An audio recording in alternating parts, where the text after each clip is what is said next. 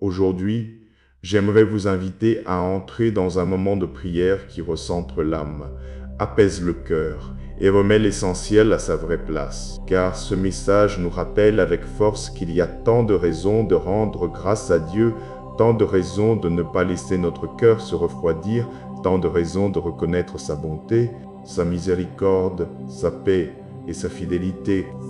Vous allez entendre un appel profond à vivre avec un cœur reconnaissant, à ne pas courir après ce qui flatte le monde au détriment de l'âme, à garder votre cœur avec vigilance et à laisser Jésus-Christ devenir non pas une simple partie de votre vie, mais le centre de tout ce que vous êtes. Alors, ouvrez grand votre cœur. Ce moment est une invitation à abandonner l'inquiétude, à remettre vos fardeaux entre les mains du Seigneur et à retrouver dans sa présence cette paix douce, forte et durable que le monde ne peut pas donner. Je vous encourage à vous tourner vers le chapitre du psaume 316, un psaume de reconnaissance. Psaume 306, versets 1 à 9, la Bible dit « Rendez grâce à l'Éternel, car il est bon, car sa miséricorde dure à toujours. Rendez grâce au Dieu des dieux, car sa miséricorde dure à toujours. Rendez grâce au Seigneur des seigneurs, car sa miséricorde dure à toujours. À celui qui seul fait de grandes merveilles, car sa miséricorde dure à toujours. À celui qui fit les cieux avec intelligence, car sa miséricorde dure à toujours. À celui qui étendit la terre sur les eaux, car sa miséricorde dure à toujours. À celui qui fit les grands luminaires, car sa miséricorde dure à toujours. Le soleil pour dominer sur le jour, car sa miséricorde dure à toujours. La lune et les étoiles pour dominer sur la nuit, car sa miséricorde dure à toujours. Il y a tant de raisons de louer Dieu. Il y a tant de raisons d'être rempli de crainte révérentielle envers Dieu. Il y a tant de raisons de rendre grâce à Dieu. Nous devrions le remercier pour sa bonté aimante, pour sa grâce, pour la miséricorde et la compassion sans fin sur nos vies. Mon message aujourd'hui doit vous servir de rappel pour ne jamais laisser votre cœur devenir si froid que vous ne puissiez plus voir la bonté du Seigneur. Ne vous habituez jamais tant à la bonté de Dieu que vous commenciez à la prendre pour acquise. Soyez reconnaissants, saints, soyez toujours reconnaissants et en toutes circonstances. Il y a des choses évidentes pour lesquelles nous devrions être reconnaissants, comme votre santé, le fait que vous ayez un lit où dormir, de la nourriture dans votre estomac, de l'électricité et un abri, ce sont des choses de base, des choses que nous tenons souvent pour acquises. Mais parlez simplement à quelqu'un qui n'a pas d'abri. Voyez comment ils vivent et vous réaliserez à quel point vous êtes bénis. Parlez à quelqu'un qui n'est pas sûr de manger aujourd'hui. Écoutez ce qu'ils vous disent. C'est là que vous réaliserez à quel point Dieu est bon envers vous. Ce sont de petites choses, des choses que nous nous attendons maintenant à voir. Mais la vie peut arriver à n'importe lequel d'entre nous. Et donc, nous devons être reconnaissants envers Dieu pour tant de choses, y compris les petites choses, celles que nous considérons comme notre droit. Psaume 17, versets 1 à 2 dit « Rendez grâce à l'Éternel, car il est bon, car sa miséricorde dure à toujours. » Que les rachetés de l'Éternel le disent, ceux qu'il a délivrés de la main de l'oppresseur. Maintenant prions. Père céleste, en tant que tes enfants, nous sommes éternellement reconnaissants pour ta bonté. Nous te sommes éternellement reconnaissants pour ta bonté aimante. Je suis reconnaissant car ta parole en Jean chapitre 14 verset 27 dit « Je vous laisse la paix, je vous donne ma paix. Je ne vous la donne pas comme le monde la donne. Que votre cœur ne se trouble point et ne s'alarme point. Je suis reconnaissant, Seigneur, car ta parole en Ésaïe 43 verset 2 dit « Si tu traverses les eaux, je serai avec toi, et les fleuves, ils ne te submergeront point. Si tu marches dans le feu, tu ne seras point brûlé, et la flamme ne t'embrasera point. Je suis reconnaissant, Roi Jésus, car ta parole dit en Romains, chapitre 8, verset 28, « Nous savons du reste que toute chose concourt au bien de ceux qui aiment Dieu, de ceux qui sont appelés selon son dessein. » Je suis reconnaissant pour ta parole qui guide mes pensées et calme mes craintes. Je suis reconnaissant pour ta parole qui me donne de la force dans les moments difficiles. Ta parole qui me dit de ne pas laisser mon cœur se troubler par ce monde. Mais en tout, par la prière et la supplication avec des actions de grâce, je ferai connaître toutes mes requêtes à Dieu. Je suis reconnaissant, Roi Jésus, parce que je t'ai. Je peux invoquer ton nom. Tu rachètes, tu guéris, tu fortifies, tu libères. Je te remercie d'être toujours à mes côtés, car avec toi je suis fort et je vaincrai chaque attaque de l'ennemi. Je te remercie pour ton précieux sang, car par la puissance qui est dans ton sang, la peur et l'inquiétude ne peuvent jamais prendre le contrôle de ma vie. Je suis si reconnaissant pour ta protection, pour le privilège de t'avoir comme mon gardien et de veiller sur moi. Tu tiens mon avenir et ma vie dans tes mains aimantes, et nous avons confiance que tout concourt à notre bien. Je te remercie, Seigneur Jésus, d'avoir pourvu à mon plus grand besoin, qui est d'être sauvé. Merci pour ton merveilleux sacrifice sur la croix. Psaume 100, versets 1 à 5 dit « Poussez vers l'Éternel des cris de joie, vous tous, habitants de la terre. Servez l'Éternel avec joie, venez avec allégresse en sa présence. Sachez que l'Éternel est Dieu. C'est lui qui nous a fait, et nous sommes à lui, nous sommes son peuple et le troupeau de son pâturage. Entrez dans ses portes avec des louanges, dans ses parvis avec des cantiques, célébrez-le, bénissez son nom.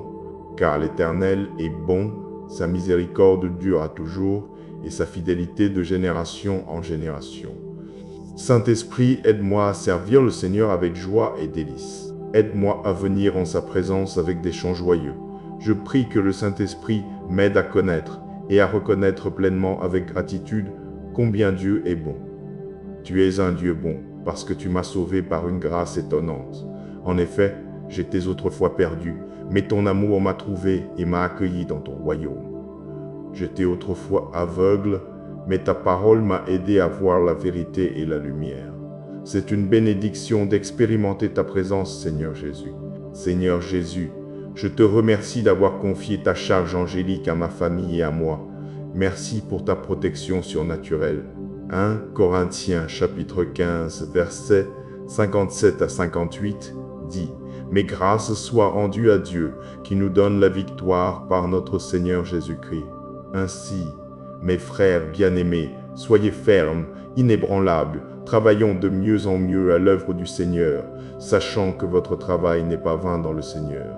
La victoire ne vient que par toi, Seigneur Jésus. Je crois que si je garde mes yeux fixés sur toi, je serai ferme dans la foi, inébranlable dans la foi, que ton nom soit toujours exalté. Je te remercie d'avoir écouté cette prière. Au nom de Jésus, je prie. Amen. Matthieu chapitre 16, verset 26 dit « Que servirait-il à un homme de gagner le monde entier s'il perdait son âme? Ou que donnerait un homme en échange de son âme? Si vous deviez évaluer vos actions, vos décisions, tout ce que vous faites et tout ce que vous décidez de ne pas faire, est-ce au profit de votre âme ou cherchez-vous à gagner le monde entier? Vous arrêtez-vous pour penser « Non, je ne devrais pas mentir » car Proverbe chapitre 12 verset 22 dit « Les lèvres menteuses sont en horreur à l'Éternel dans ces moments où vous êtes seul, dans les moments où personne ne regarde. » Vous souvenez-vous que la Bible dit dans Proverbe 15 verset 3 « Les yeux de l'Éternel sont en tout lieu, observant les méchants et les bons. » Ce que j'essaie vraiment de dire, c'est combien d'entre nous vivent de manière à être conscients que nos actions, nos pensées doivent profiter à nos âmes, pas seulement à nos corps physiques. Ce monde est temporaire, nos corps sont temporaires, mais votre âme, elle a besoin d'avoir un foyer dans l'éternité. En êtes-vous conscient? Vive-t-on d'une manière qui reflète que vous êtes un chrétien attentif à ce à quoi il expose son âme? Gardez-vous ce que vous permettez d'entrer dans votre cœur? Permettez-moi d'aller plus loin et de vous demander quel est l'état de votre cœur. Peuple de Dieu, la Bible nous dit dans Proverbe chapitre 4 verset 23 de garder notre cœur avec toute diligence, car de lui proviennent les sources de la vie. Nous devons garder ce qui entre dans nos vies. Et parce qu'il y a tant de choses qui peuvent nuire à notre cœur spirituel, nous devons prendre note de certains des domaines suivants où vous devez garder votre cœur. Vous devriez garder votre cœur contre les doctrines que vous entendez. Et le mot doctrine signifie l'enseignement, l'information, le système de croyance qui vous est enseigné. Soyez perspicace. N'acceptez pas tout ce que vous entendez. L'auteur et le consommateur de notre foi est Jésus-Christ. Et la parole de Dieu est et doit toujours être notre fondation. La Bible enseigne la mort, l'ensevelissement et la résurrection de Jésus-Christ. Et c'est la base de notre foi.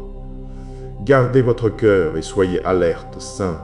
Le diable fait tout ce qu'il peut pour tromper les gens. Christ et Christ seul est le rocher sur lequel nous nous tenons. Et donc, revenons à mon passage scripturaire initial, Matthieu chapitre 16, verset 26, qui dit « Que servirait-il à un homme de gagner le monde entier s'il perdait son âme? Ou que donnerait un homme en échange de son âme? Écoutez-moi, rien dans ce monde n'est bénéfique pour votre âme. Jésus-Christ peut sauver votre âme. L'évangile de Jésus-Christ sauvera votre âme. Je vous encourage, saints, à vous concentrer sur ce qui est profitable à votre âme. Et c'est l'évangile de Jésus-Christ, un évangile qui enseigne la repentance. Un évangile qui vous enseigne à aimer le Seigneur, votre Dieu, de tout votre cœur, de toute votre âme et de tout votre esprit. Qu'est-ce qui vous motive vraiment? Certaines personnes sont motivées par l'attention et les louanges des autres. Certains d'entre nous sont motivés par l'argent. Mais la Bible enseigne qu'il y a une récompense bien plus grande que l'approbation de l'homme. Il y a une récompense bien plus grande que les richesses de ce monde. L'approbation de Dieu est ce que nous devrions rechercher par-dessus toutes les distinctions de ce monde. Le Seigneur devrait être la motivation derrière tout ce que nous faisons. Il devrait être la raison de tout ce que nous faisons. Oh, Colossiens chapitre 3, versets 23 à 24, dit « Tout ce que vous faites, faites-le de bon cœur, comme pour le Seigneur et non pour des hommes, sachant que vous recevrez du Seigneur l'héritage pour récompense. Servez Christ le Seigneur. » Et Galates chapitre 1 verset 10 dit « Est-ce la faveur des hommes que je désire ou celle de Dieu? Est-ce que je cherche à plaire aux hommes? Si je plaisais encore aux hommes, je ne serais pas serviteur de Christ. » Quelle pensée réconfortante que rien de ce que nous faisons pour Dieu n'est vain. Aucun acte de gentillesse ne passe inaperçu ou inobservé par lui. Dans cette vie, il y a de nombreuses poursuites qui ne mènent finalement nulle part. Le succès mondain, la richesse matérielle, les applaudissements vides des étrangers. Ces choses ne nous mèneront nulle part. Chaque voyage a finalement une fin. Et cette fin est souvent plus décevante que nous ne le souhaiterions. Mais quoi que nous fassions, nous ne pourrons jamais étendre les limites de l'amour de Dieu. Il n'y a vraiment pas de fin à notre marche avec Christ. En fait, au fur et à mesure que nous avançons, la vie avec lui devient plus douce chaque jour. Dieu ne devrait pas être juste une partie de nos vies à laquelle nous nous dédions les dimanches matins. Il devrait définir la totalité de nos vies. Dieu devrait être le centre de tout ce que nous faisons.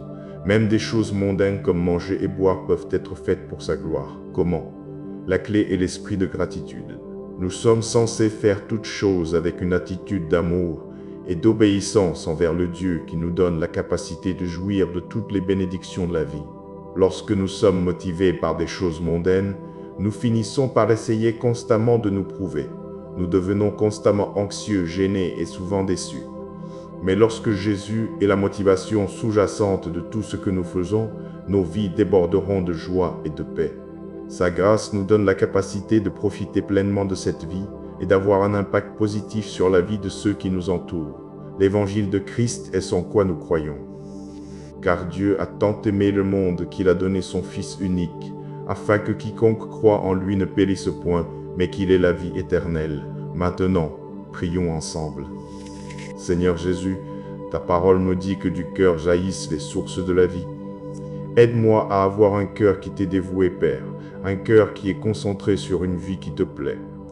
Luc chapitre 12, versets 33 et 34 dit « Vendez ce que vous possédez et donnez-le en aumône. Faites-vous des bourses qui ne s'usent point, un trésor inépuisable dans les cieux, où le voleur n'approche point et où la mythe ne détruit point. Car là où est votre trésor, là aussi sera votre cœur. Puisses-tu être le trésor de mon cœur, Seigneur. Puisses-tu être la joie de mon cœur. Père, aide-moi à aimer les choses célestes plutôt que les possessions terrestres. Hébreux chapitre 13, verset 5 dit « Que votre conduite ne soit pas animée par l'amour de l'argent.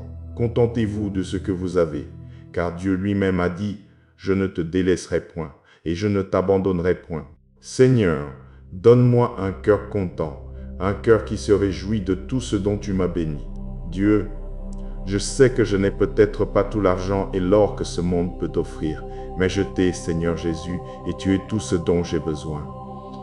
Père, ta parole en Matthieu chapitre 15, verset 8 dit, « Ce peuple m'honore des lèvres, mais son cœur est éloigné de moi. Seigneur, s'il te plaît, ne permets pas que cela soit dit de moi. Je prie pour que je ne sois jamais quelqu'un qui t'honore simplement de ses lèvres, mais dont le cœur est ailleurs. Père, aide-moi à devenir un véritable disciple de Jésus-Christ. Change-moi de l'intérieur. Transforme mon cœur afin qu'il n'y ait ni malice, ni tromperie, ni hypocrisie et ni envie. » Ézéchiel, chapitre 36, versets 26 et 27 dit « Je vous donnerai un cœur nouveau, et je mettrai en vous un esprit nouveau. J'ôterai de votre chair le cœur de pierre, et je vous donnerai un cœur de chair. Je mettrai mon esprit en vous, et je ferai en sorte que vous suiviez mes ordonnances, et que vous observiez et pratiquiez mes lois. Père, ôte de moi ce cœur de pierre, ôte de moi ce cœur corrompu. Et Dieu, je prie que tu me donnes un cœur pur, un cœur humble. Seigneur, je sais que tu es un Dieu qui ne regarde pas à l'apparence extérieure, mais qui pèse plutôt le cœur. Je prie que tu vois mon cœur sincère et engagé envers toi, Seigneur Jésus. Je prie que tu vois un cœur qui te fait entièrement confiance et s'appuie sur toi. Seigneur Jésus, mon cœur est à toi. Et s'il y a de l'orgueil en moi, ôte-le, Seigneur. S'il y a du pardon en moi, je te demande de l'ôter, Père. Et s'il y a des cicatrices, des blessures dans mon cœur, provenant de mon passé ou de paroles prononcées contre moi, Père, je prie que tu me guérisses. Seigneur Jésus, guéris-moi et libère-moi. Sois loué, mon roi. Tu es si bon et tu es si fidèle. Père, je te remercie d'avoir écouté ma prière. Dans le nom puissant de Jésus, je prie. Amen. Seigneur Dieu Tout-Puissant, ce monde peut être un endroit sombre, mais nous nous tournons vers toi, Jésus, pour être la lampe brillante qui guide nos pas. Je prie, ô Seigneur, que chaque blessure passée, chaque erreur passée ou chaque perte passée qui pèse lourdement sur le cœur de quiconque écoute puisse être enlevée par ta puissance éternelle. Philippiens, chapitre 4, versets 6 à 8. Ne vous inquiétez de rien, mais en toute chose faites connaître vos besoins à Dieu par des prières et des supplications, avec des actions de grâce. Et la paix de Dieu, qui surpasse toute intelligence, gardera vos cœurs et vos pensées en Jésus-Christ. Au reste, frères, tout ce qui est vrai, tout ce qui est honorable, tout ce qui est juste, tout ce qui est pur, tout ce qui est aimable, tout ce qui mérite l'approbation, ce qui est vertueux et digne de louange, soit l'objet de vos pensées. Notre espérance pour demain est ancrée en toi, parce que tu ne manques jamais. Notre foi est en toi, parce que tu es fidèle même quand nous sommes infidèles. Nous choisissons de venir à toi. Nous choisissons de fixer nos pensées sur ta parole. Nous faisons le choix de te faire confiance, peu importe la douleur ou la circonstance. Nous choisissons même de prier aujourd'hui malgré tout ce à quoi nous sommes confrontés. Et conformément à ta parole, nous choisissons de ne pas être anxieux, de ne pas nous inquiéter. Nous choisissons de croire que tu es toujours avec nous et en contrôle. Notre guérison est ancrée en toi, parce que par tes meurtrissures, nous sommes guéris. Je prie pour tous ceux qui écoutent en ce moment et je déclare que les cœurs brisés sont réparés aujourd'hui au nom de Jésus. Les esprits troublés reçoivent la paix. Je te demande, Saint-Esprit, d'être si proche de nous que nous puissions sentir ta présence dans nos cœurs et dans nos foyers. Nous te jetons tous nos fardeaux, Seigneur. Nous nous appuyons sur toi. Où d'autres pouvons-nous courir sinon vers toi? Tu as délivré et guéri par le passé, et tu le feras encore. En chaque saison de nos vies, puisses-tu nous guider, ô Dieu. Merci de nous avoir rappelé tout au long de ta parole que nous n'affrontons pas les tempêtes seuls, mais que tu es toujours avec nous, murmurant le calme, parlant la paix, apportant le repos à nos âmes. Et Dieu, nous te croyons, tout comme ta parole le dit dans le livre de la seconde épître aux Corinthiens. Nous sommes affligés de toute manière, mais non réduit à l'extrémité, perplexe, mais non désespéré, persécuté, mais non abandonné, abattu, mais non perdu. Je te remercie de prendre soin de nous. Je te remercie que la paix de ta présence aimante et forte garde et protège les cœurs et les esprits de chaque personne qui écoute, Père. Je te remercie d'avoir écouté cette prière. Seule la paix qui vient de toi calmera nos cœurs et nous soutiendra à travers les troubles de la vie. Je prie que tu nous aides à ne pas laisser nos cœurs se troubler, car ce n'est pas ta volonté pour nous. Sois béni maintenant et pour toujours, Seigneur Jésus. Amen. Mais voici ce que la Bible dit dans Matthieu, chapitre 6, versets 25 à 27. C'est pourquoi je vous dis, ne vous inquiétez pas pour votre vie de ce que vous mangerez, ni pour votre corps de ce que vous revêtirez. La vie n'est-elle pas plus que la nourriture, et le corps plus que le vêtement? Regardez les oiseaux du ciel, ils ne sèment ni ne moissonnent, et ils n'amassent rien dans des greniers, et votre Père céleste les nourrit. Ne valez-vous pas beaucoup plus qu'eux? Qui de vous, par ses inquiétudes, peut ajouter une coudée à la durée de sa vie? Je crois que le Seigneur veut que nous arrêtions de nous inquiéter, d'être perplexes et de nous demander ce qui pourrait arriver demain. Arrêtez de dépenser vos efforts et votre énergie à penser à ce qui pourrait arriver demain ou même à ce qui devrait arriver. Vous êtes bénis en ce moment même et en ce jour. Un pasteur a dit « N'empruntez pas de problème », ce qui signifie ne pas s'inquiéter de tous les « auxquels nous pourrions être confrontés un jour ». Et s'il y a une crise sanitaire, un revers financier ou même ce type de problème, n'empruntez pas de problème à l'avenir, mais marchez plutôt par la foi et non par la vue. Alors, je vous encourage aujourd'hui à rester présent avec le Seigneur.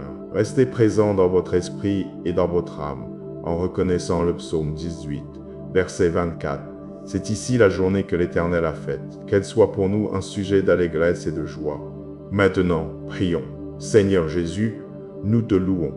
Ta parole en 2 Corinthiens chapitre 12, verset 9 dit « Ma grâce te suffit, car ma puissance s'accomplit dans la faiblesse. » Je me glorifierai donc bien plus volontiers de mes faiblesses, afin que la puissance de Christ repose sur moi. Tu es avec nous, Seigneur, et nous sommes reconnaissants en tant que tes enfants. Nous sommes reconnaissants que tu sois avec nous et que ta grâce soit toujours disponible et suffisante pour nos besoins. Nous choisissons de nous concentrer sur le guérisseur au lieu de la maladie. Nous choisissons de nous concentrer sur le pourvoyeur au lieu du manque. Nous choisissons de nous concentrer sur celui qui ouvre le chemin au lieu des obstacles à venir. Nous choisissons de nous concentrer sur toi, Roi Jésus, parce que nous trouvons grâce en toi. Nous trouvons protection en toi. Nous trouvons miséricorde en toi. Nous mettons toute notre attention et notre concentration sur toi. Nous te magnifions par-dessus tout. Nous te magnifions au-dessus des troubles de demain. Nous te magnifions et te plaçons au-dessus de chaque crise sanitaire, de chaque revers financier et de chaque problème. Père Dieu, nous ne nous inquiéterons pas pour demain à cause de ta parole. Père, nous te demandons sincèrement d'ouvrir tes oreilles pour entendre notre cri. Donne-nous un esprit rempli de paix. Et pendant les moments où mon cœur est lourd, je prie que tu allèges mes fardeaux. Chaque fois que les attaques de l'ennemi sont nombreuses, je prie que tu me défends, Seigneur. Bats-toi pour moi et ma famille. Mène mes batailles, Seigneur. Bien que l'adversaire rôde comme un lion rugissant, cherchant qui dévorer, je confesse que je serai gardé en sécurité par le sang de Jésus-Christ. Dieu interviendra dans mes circonstances. Dieu enlèvera l'inquiétude et me donnera la paix dans mon cœur. Puisses-tu intervenir dans mes affaires et montrer ta puissance. David a crié dans le psaume chapitre 35 verset 1 et a dit « Éternel, défends ma cause contre mes adversaires, combats ceux qui me combattent. » Et ainsi aujourd'hui, moi aussi j'invoquerai le nom du Seigneur afin qu'il plaide ma cause. J'invoquerai le nom du Seigneur lorsque j'aurai besoin d'une intervention divine. Je te demanderai, mon Père céleste, d'intervenir comme tu l'as fait pour Daniel, pour Élie et même pour Élisée. Nous t'invitons, Seigneur Jésus, à agir puissamment. Agis puissamment dans nos vies. Seigneur, dégage chaque piège que le diable a caché sur mon chemin. Je prie que tu gardes mon esprit contre les pensées décourageantes et dépressives. Je réprimande toutes les pensées d'inquiétude et d'anxiété concernant ce que demain ou l'avenir pourrait nous réserver. Au lieu de cela, je choisis d'avoir la paix parce que j'aurai foi en toi, Seigneur. Et quand l'ennemi lance des traits de confusion, de dépression, de doute et même de désespoir, essayant d'affaiblir ma foi ou de voler ma joie, je prie, Seigneur Jésus, que tu protèges mon esprit avec le casque du salut. Même en ce moment présent, si je lutte pour vivre avec l'incertitude de ce monde et tout ce qui se passe, je prie que tu m'aides à garder mon esprit concentré sur toi. Je bénis ton saint nom et je te remercie d'avoir entendu cette prière. Au nom puissant de Jésus-Christ, je prie. Amen. Nous vivons dans un monde stressant. Il y a des inquiétudes concernant les guerres, les élections et les pandémies. Au niveau personnel, il y a des inquiétudes concernant les emplois, les enfants, les mariages, l'argent. En fait, l'Association médicale américaine a estimé que jusqu'à 70% de tous les patients qui consultent leur médecin généraliste le font avec des symptômes liés d'une manière ou d'une autre au stress non. Soulagé, mes chers amis, Dieu a une bien meilleure façon de vivre pour nous. Il offre une vie sans fardeau. Voici comment Jésus l'a exprimé dans l'évangile de Matthieu, chapitre 11, versets 28 à 30. « Venez à moi, vous tous qui êtes fatigués et chargés, et je vous donnerai du repos. Prenez mon joug sur vous et recevez mes instructions, car je suis doux et humble de cœur, et vous trouverez le repos pour vos âmes, car mon joug est doux et mon fardeau léger. » Vous voyez, Jésus nous offre une façon de vivre sans fardeau. N'est-ce pas une bonne nouvelle? Maintenant, certaines personnes pensent que Dieu veut qu'elles soient accablées de culpabilité, de peur et d'incertitude, mais ce n'est pas Jésus. Jésus a dit « Mon joug est doux et mon fardeau léger ». Il veut vous décharger de vos soucis, comme l'apôtre Pierre l'a dit en 1 Pierre chapitre 5, verset 7. « Déchargez-vous sur lui de tous vos soucis, car lui-même prend soin de vous. » Maintenant, il y a 3 étapes faciles à suivre pour profiter d'une vie sans fardeau. Et elles sont révélées dans les paroles de Jésus, dans l'évangile de Matthieu. Première étape, venez à lui. Venez à moi, vous tous qui êtes fatigués et chargés, et je vous donnerai du repos. Or, il ne dit pas de venir aux drogues ou à l'alcool. Il ne dit pas de venir à un péché ou à des relations et des poursuites vides. Il ne dit même pas de venir à votre propre force, mais de venir à lui. Et il promet, je vous donnerai du repos. De quoi avez-vous besoin de repos aujourd'hui? La célèbre échelle de stress des psychiatres Thomas Holmes et Richard Ra énumèrent les moments les plus stressants de la vie, et en tête de liste se trouve le décès d'un conjoint. Le numéro 2 est le divorce. D'autres éléments de cette liste incluaient la perte d'un emploi, la maladie, un déménagement, les dettes. De quoi avez-vous besoin de repos aujourd'hui? Est-ce la culpabilité du péché? Jésus a le pardon pour vous. Est-ce la peur concernant un problème trop grand pour vous? Jésus a une puissance illimitée pour vous. Avez-vous des décisions difficiles à prendre? Jésus a la sagesse pour vous. Donc, la première étape pour une vie sans fardeau est simplement de venir à Jésus. Venez à lui et venez à lui quotidiennement et il vous donnera du repos. Deuxième étape, suivez son plan pour votre vie, pas celui de quelqu'un d'autre. Jésus a dit, « Prenez mon joug sur vous et recevez mes instructions, car je suis doux et humble de cœur, et vous trouverez le repos pour vos âmes. » Prenez son joug sur vous, pas le vôtre, pas celui de quelqu'un d'autre. Alors, permettez-moi d'expliquer. Le joug à l'époque de Jésus était la pièce de bois transversale placée autour du cou d'un bœuf pour tirer une charrette. En tant que charpentier avant d'entrer dans le ministère, Jésus en aurait fabriqué pour ses clients. Et il dit que les jougs qu'il a conçus étaient doux et légers. Malheureusement, beaucoup de nos fardeaux sont auto-infligés.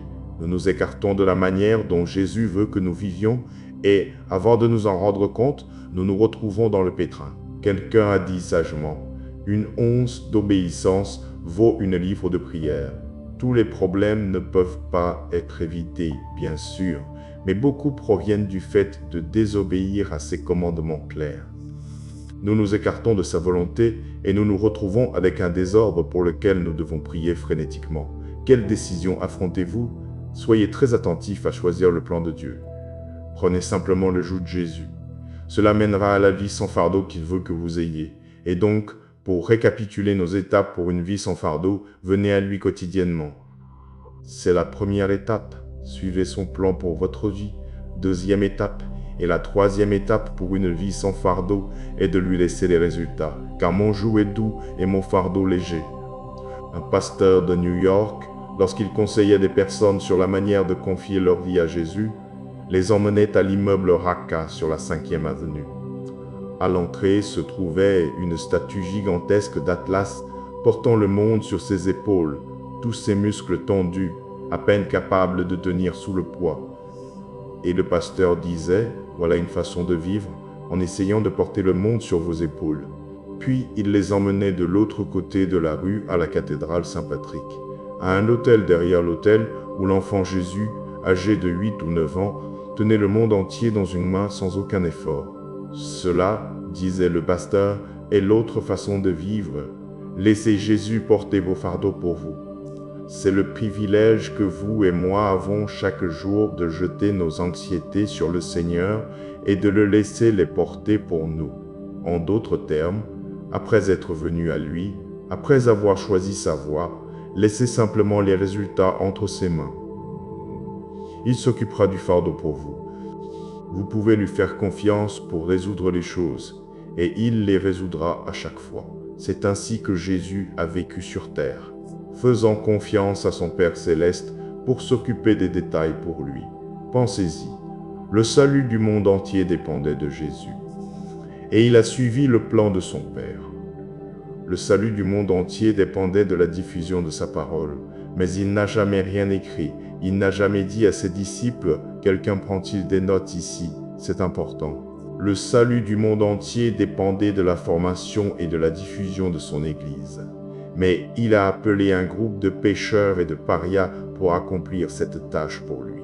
Pas des PDG, pas des généraux, pas des politiciens, ni même des experts en marketing. Mais savez-vous quoi? Jésus n'a rien stressé de tout cela. Il a laissé les résultats entre les mains de son Père. Et savez-vous quoi? Tout a été écrit, les disciples ont fait le travail. Et sa parole et son Église se sont répandues dans le monde entier, même jusqu'à aujourd'hui.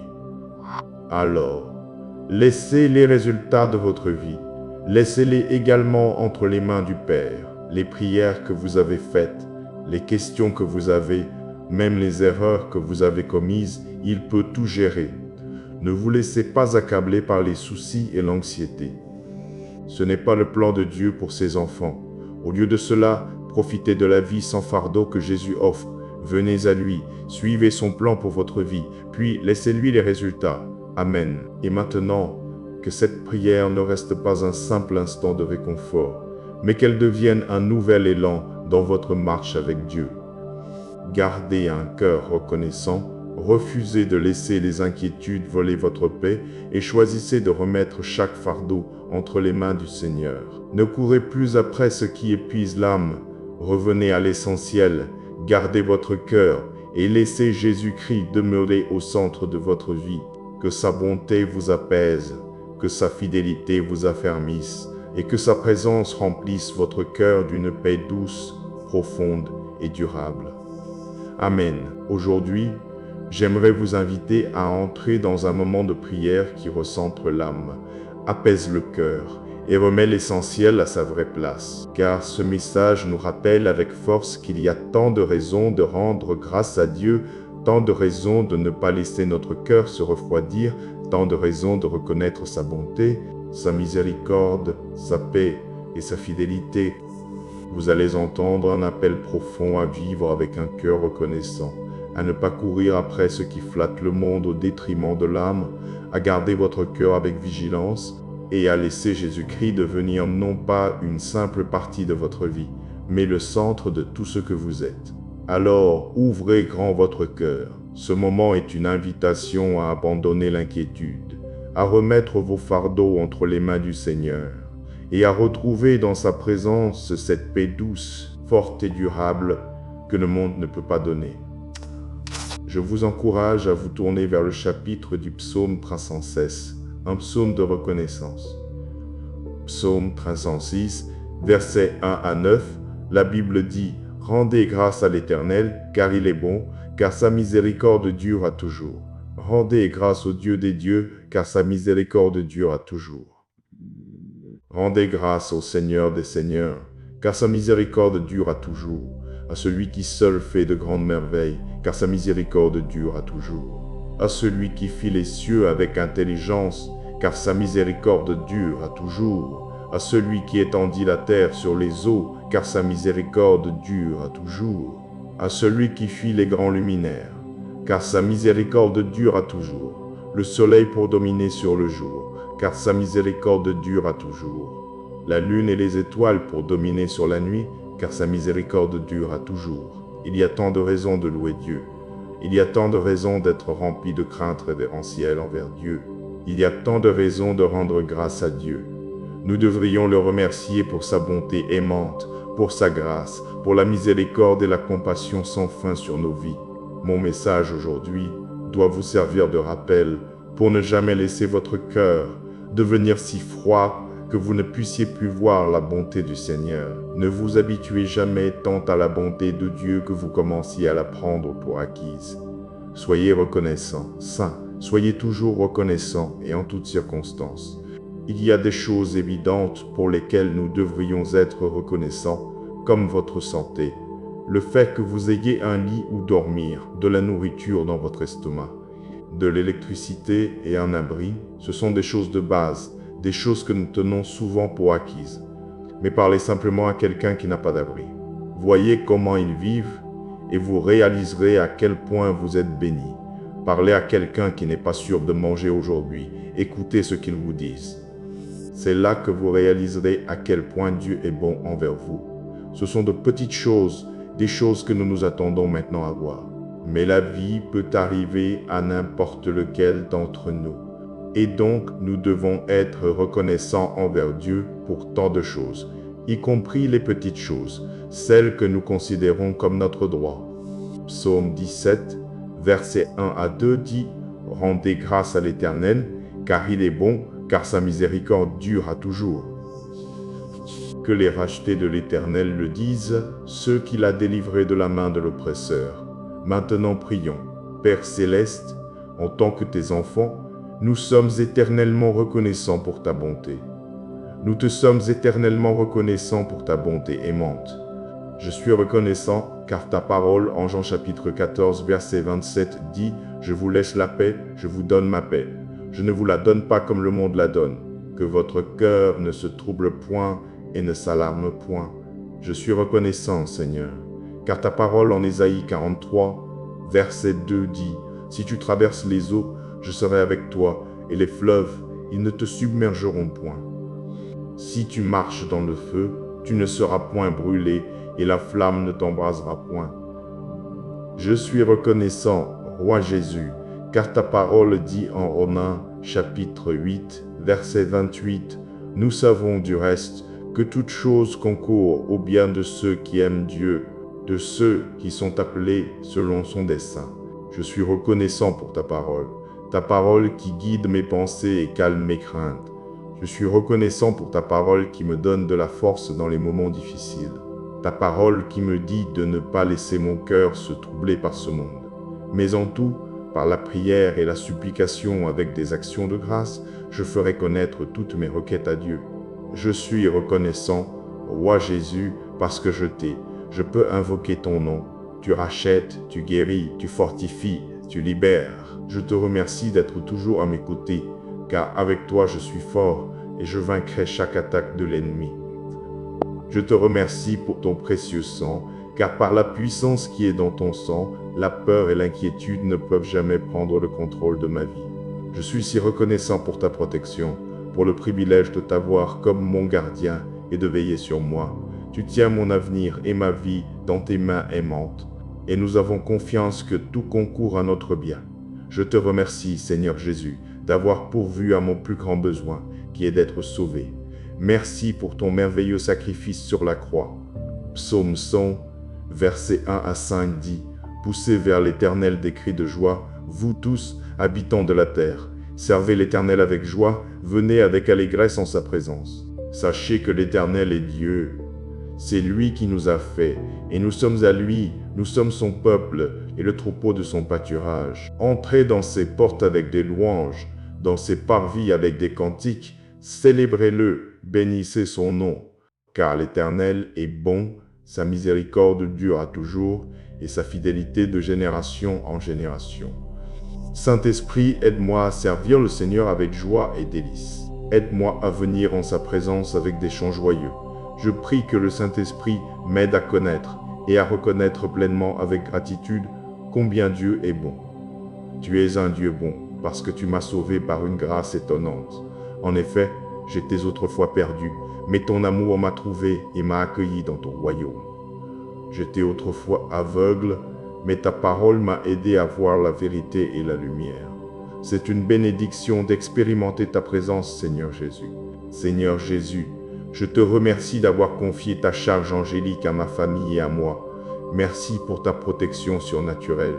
1 Corinthiens chapitre 15, versets 57 à 58 dit « Mais grâce soit rendue à Dieu, qui nous donne la victoire par notre Seigneur Jésus-Christ. Ainsi, mes frères bien-aimés, soyez fermes, inébranlables, travaillons de mieux en mieux à l'œuvre du Seigneur, sachant que votre travail n'est pas vain dans le Seigneur. La victoire ne vient que par toi, Seigneur Jésus. Je crois que si je garde mes yeux fixés sur toi, je serai ferme dans la foi, inébranlable dans la foi, que ton nom soit toujours exalté. Je te remercie d'avoir écouté cette prière. Au nom de Jésus, je prie. Amen. Matthieu chapitre 16, verset 26 dit « Que servirait-il à un homme de gagner le monde entier s'il perdait son âme? Ou que donnerait un homme en échange de son âme? Si vous deviez évaluer vos actions, vos décisions, tout ce que vous faites et tout ce que vous décidez de ne pas faire, est-ce au profit de votre âme ou cherchez-vous à gagner le monde entier?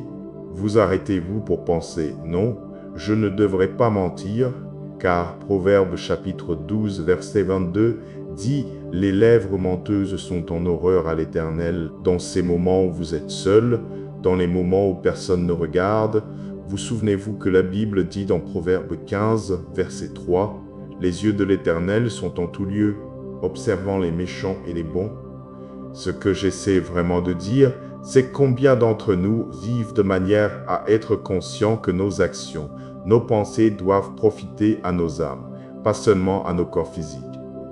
Ce monde est temporaire, nos corps sont temporaires, mais votre âme, elle a besoin d'avoir un foyer dans l'éternité. En êtes-vous conscient? Vive-t-on d'une manière qui reflète que vous êtes un chrétien attentif à ce à quoi il expose son âme? Gardez-vous ce que vous permettez d'entrer dans votre cœur? Permettez-moi d'aller plus loin et de vous demander quel est l'état de votre cœur. Peuple de Dieu, la Bible nous dit dans Proverbe chapitre 4 verset 23 de garder notre cœur avec toute diligence, car de lui proviennent les sources de la vie. Nous devons garder ce qui entre dans nos vies. Et parce qu'il y a tant de choses qui peuvent nuire à notre cœur spirituel, nous devons prendre note de certains des domaines suivants où vous devez garder votre cœur. Vous devriez garder votre cœur contre les doctrines que vous entendez. Et le mot doctrine signifie l'enseignement, l'information, le système de croyance qui vous est enseigné. Soyez perspicaces. N'acceptez pas tout ce que vous entendez. L'auteur et le consommateur de notre foi est Jésus-Christ. Et la parole de Dieu est et doit toujours être notre fondation. La Bible enseigne la mort, l'ensevelissement et la résurrection de Jésus-Christ. Et c'est la base de notre foi. Gardez votre cœur et soyez alerte, saints. Le diable fait tout ce qu'il peut pour tromper les gens. Christ et Christ seul est le rocher sur lequel nous nous tenons. Et donc, revenons à mon passage scripturaire initial, Matthieu chapitre 16, verset 26, qui dit « Que servirait-il à un homme de gagner le monde entier s'il perdait son âme? Ou que donnerait un homme en échange de son âme? Écoutez-moi, rien dans ce monde n'est bénéfique pour votre âme. Jésus-Christ peut sauver votre âme. L'évangile de Jésus-Christ sauvera votre âme. Je vous encourage, saints, à vous concentrer sur ce qui est profitable à votre âme. Et c'est l'évangile de Jésus-Christ. un évangile qui enseigne la repentance, un évangile qui vous enseigne à aimer le Seigneur, votre Dieu, de tout votre cœur, de toute votre âme et de tout votre esprit. Qu'est-ce qui vous motive vraiment? Certaines personnes sont motivées par l'attention et les louanges des autres. Certains d'entre nous sont motivés par l'argent. Mais la Bible enseigne qu'il y a une récompense bien plus grande que l'approbation de l'homme. Il y a une récompense bien plus grande que les richesses de ce monde. L'approbation de Dieu est ce que nous devrions rechercher par-dessus toutes les distinctions de ce monde. Le Seigneur devrait être la motivation derrière tout ce que nous faisons. Il devrait être la raison de tout ce que nous faisons. Oh, Colossiens chapitre 3, versets 23 à 24, dit « Tout ce que vous faites, faites-le de bon cœur, comme pour le Seigneur et non pour des hommes, sachant que vous recevrez du Seigneur l'héritage pour récompense. Servez Christ le Seigneur. » Et Galates chapitre 1 verset 10 dit « Est-ce la faveur des hommes que je désire ou celle de Dieu? Est-ce que je cherche à plaire aux hommes? Si je plaisais encore aux hommes, je ne serais pas serviteur de Christ. » Quelle pensée réconfortante que rien de ce que nous faisons pour Dieu n'est vain. Aucun acte de gentillesse ne passe inaperçu ou inobservé par lui. Dans cette vie, il y a de nombreuses poursuites qui ne mènent finalement nulle part. Le succès mondain, la richesse matérielle, les applaudissements vides des étrangers. Ces choses ne nous mèneront nulle part. Chaque voyage a finalement une fin. Et cette fin est souvent plus décevante que nous ne le souhaiterions. Mais quoi que nous fassions, nous ne pourrons jamais étendre les limites de l'amour de Dieu. Il n'y a vraiment pas de fin à notre marche avec Christ. En fait, au fur et à mesure que nous avançons, la vie avec lui devient plus douce chaque jour. Dieu ne devrait pas être juste une partie de nos vies à laquelle nous nous dédions les dimanches matins. Il devrait définir la totalité de nos vies. Dieu devrait être le centre de tout ce que nous faisons. Même des choses mondaines comme manger et boire peuvent être faites pour sa gloire. Comment? La clé est l'esprit de gratitude. Nous sommes censés faire toutes choses avec une attitude d'amour et d'obéissance envers le Dieu qui nous donne la capacité de jouir de toutes les bénédictions de la vie. Lorsque nous sommes motivés par des choses mondaines, nous finissons par essayer constamment de nous prouver. Nous devenons constamment anxieux, gênés et souvent déçus. Mais lorsque Jésus est la motivation sous-jacente de tout ce que nous faisons, nos vies déborderont de joie et de paix. Sa grâce nous donne la capacité de profiter pleinement de cette vie et d'avoir un impact positif sur la vie de ceux qui nous entourent. L'évangile de Christ est sans quoi nous croyons. Car Dieu a tant aimé le monde qu'il a donné son Fils unique, afin que quiconque croit en lui ne périsse point, mais qu'il ait la vie éternelle. Maintenant, prions ensemble. Seigneur Jésus, ta parole me dit que du cœur jaillissent les sources de la vie.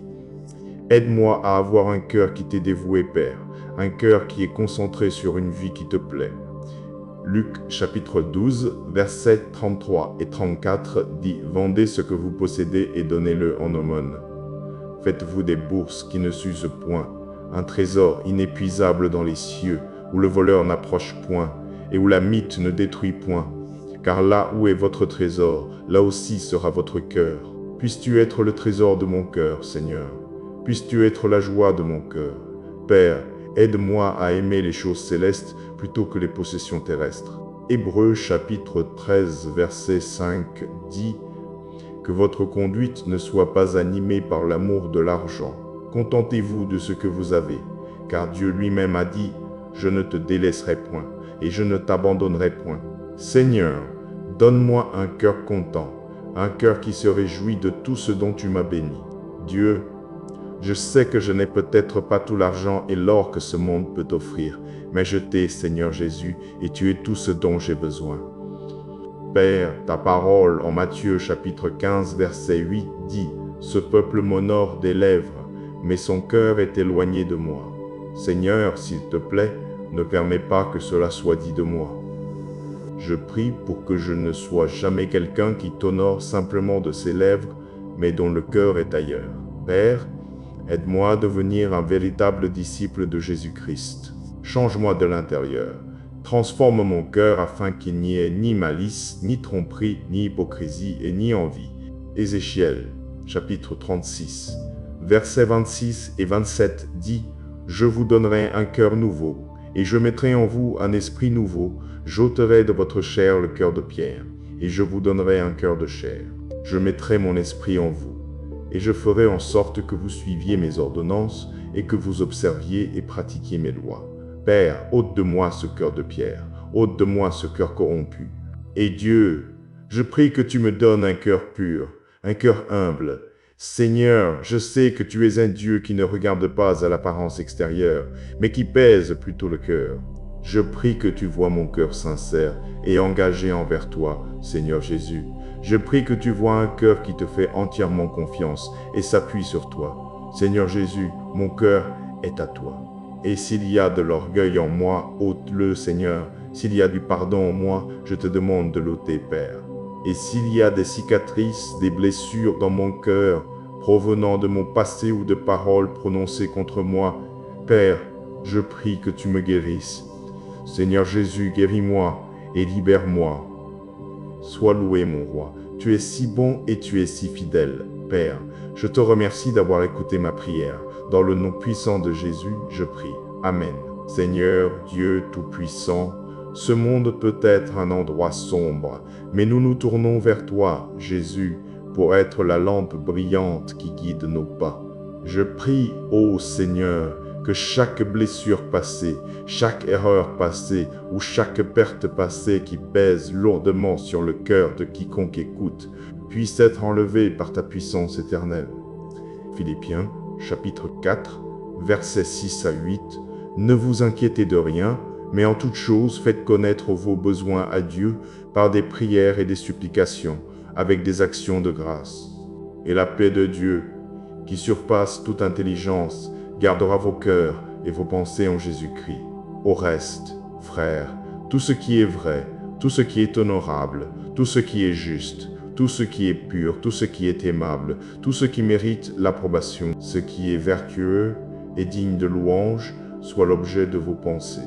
Notre espérance pour demain est ancrée en toi, parce que tu ne manques jamais. Notre foi est en toi, parce que tu es fidèle même quand nous sommes infidèles. Nous choisissons de venir à toi. Nous choisissons de fixer nos pensées sur ta parole. Nous faisons le choix de te faire confiance, peu importe la douleur ou la circonstance. Nous choisissons même de prier aujourd'hui malgré tout ce à quoi nous sommes confrontés. Et conformément à ta parole, nous choisissons de ne pas être anxieux, de ne pas nous inquiéter. Nous choisissons de croire que tu es toujours avec nous et en contrôle. Notre guérison est ancrée en toi, parce que par tes meurtrissures, nous sommes guéris. Je prie pour tous ceux qui écoutent en ce moment et je déclare que les cœurs brisés sont réparés aujourd'hui au nom de Jésus. Les esprits troublés reçoivent la paix. Je te demande, Saint-Esprit, d'être si proche de nous que nous puissions sentir ta présence dans nos cœurs et dans nos foyers. Nous te jetons tous nos fardeaux, Seigneur. Nous nous appuyons sur toi. Où d'autres pouvons-nous courir sinon vers toi?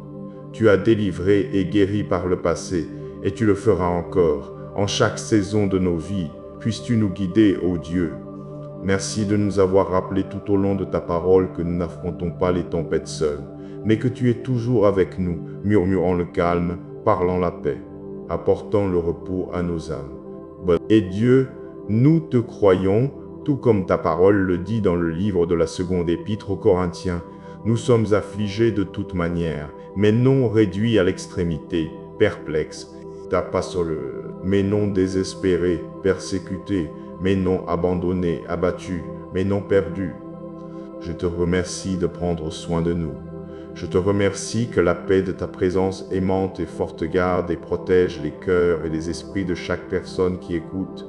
Père, je te remercie d'avoir écouté cette prière. Seule la paix qui vient de toi calmera nos cœurs et nous soutiendra à travers les troubles de la vie. Je prie que tu nous aides à ne pas laisser nos cœurs se troubler, car ce n'est pas ta volonté pour nous. Sois béni maintenant et pour toujours, Seigneur Jésus. Amen. Mais voici ce que la Bible dit dans Matthieu, chapitre 6, versets 25 à 27.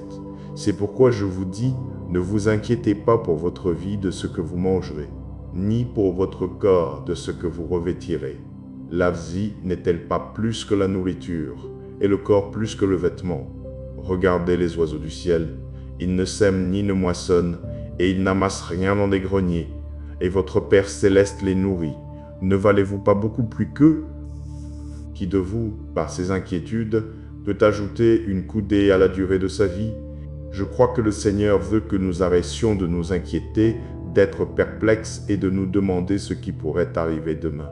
Arrêtez de dépenser vos efforts et votre énergie à penser à ce qui pourrait arriver demain ou même à ce qui devrait arriver. Vous êtes bénis en ce moment même et en ce jour. Un pasteur a dit « N'empruntez pas de problème », ce qui signifie ne pas s'inquiéter de tous les « et si » auxquels nous pourrions être confrontés un jour. Et s'il y a une crise sanitaire, un revers financier ou même ce type de problème, n'empruntez pas de problème à l'avenir, mais marchez plutôt par la foi et non par la vue. Alors je vous encourage aujourd'hui à rester présent avec le Seigneur. Restez présent dans votre esprit et dans votre âme, en reconnaissant le psaume 18, verset 24. C'est ici la journée que l'Éternel a faite, qu'elle soit pour nous un sujet d'allégresse et de joie. Maintenant, prions. Seigneur Jésus, nous te louons. Ta parole en 2 Corinthiens chapitre 12 verset 9 dit « Ma grâce te suffit, car ma puissance s'accomplit dans la faiblesse. Je me glorifierai donc bien plus volontiers de mes faiblesses, afin que la puissance de Christ repose sur moi. Tu es avec nous, Seigneur, et nous sommes reconnaissants en tant que tes enfants. Nous sommes reconnaissants que tu sois avec nous et que ta grâce soit toujours disponible et suffisante pour nos besoins. Nous choisissons de nous concentrer sur le guérisseur au lieu de la maladie. Nous choisissons de nous concentrer sur le pourvoyeur au lieu du manque. Nous choisissons de nous concentrer sur celui qui ouvre le chemin au lieu des obstacles à venir. Nous choisissons de nous concentrer sur toi, Roi Jésus, parce que nous trouvons grâce en toi. Nous trouvons protection en toi. Nous trouvons miséricorde en toi. Nous mettons toute notre attention et notre concentration sur toi. Nous te magnifions par-dessus tout. Nous te magnifions au-dessus des troubles de demain. Nous te magnifions et te plaçons au-dessus de chaque crise sanitaire, de chaque revers financier et de chaque problème. Père Dieu, nous ne nous inquiéterons pas pour demain à cause de ta parole. Père, nous te demandons sincèrement d'ouvrir tes oreilles pour entendre notre cri. Donne-nous un esprit rempli de paix. Et pendant les moments où mon cœur est lourd, je prie que tu allèges mes fardeaux. Chaque fois que les attaques de l'ennemi sont nombreuses, je prie que tu me défends, Seigneur. Bats-toi pour moi et ma famille. Mène mes batailles, Seigneur. Bien que l'adversaire rôde comme un lion rugissant, cherchant qui dévorer, je confesse que je serai gardé en sécurité par le sang de Jésus-Christ. Dieu interviendra dans mes circonstances. Dieu enlèvera l'inquiétude et me donnera la paix dans mon cœur. Puisses-tu intervenir dans mes affaires et montrer ta puissance. David a crié dans le psaume chapitre 35 verset 1 et a dit « Éternel, défends ma cause contre mes adversaires, combats ceux qui me combattent. » Et ainsi aujourd'hui, moi aussi j'invoquerai le nom du Seigneur afin qu'il plaide ma cause. J'invoquerai le nom du Seigneur lorsque j'aurai besoin d'une intervention divine. Je te demanderai, mon Père céleste, d'intervenir comme tu l'as fait pour Daniel, pour Élie et même pour Élisée. Nous t'invitons, Seigneur Jésus, à agir puissamment. Agis puissamment dans nos vies. Seigneur, dégage chaque piège que le diable a caché sur mon chemin. Je prie que tu gardes mon esprit contre les pensées décourageantes et dépressives. Je réprimande toutes les pensées d'inquiétude et d'anxiété concernant ce que demain ou l'avenir pourrait nous réserver. Au lieu de cela, je choisis d'avoir la paix parce que j'aurai foi en toi, Seigneur. Et quand l'ennemi lance des traits de confusion, de dépression, de doute et même de désespoir, essayant d'affaiblir ma foi ou de voler ma joie, je prie, Seigneur Jésus, que tu protèges mon esprit avec le casque du salut. Même en ce moment présent, si je lutte pour vivre avec l'incertitude de ce monde et tout ce qui se passe, je prie que tu m'aides à garder mon esprit concentré sur toi.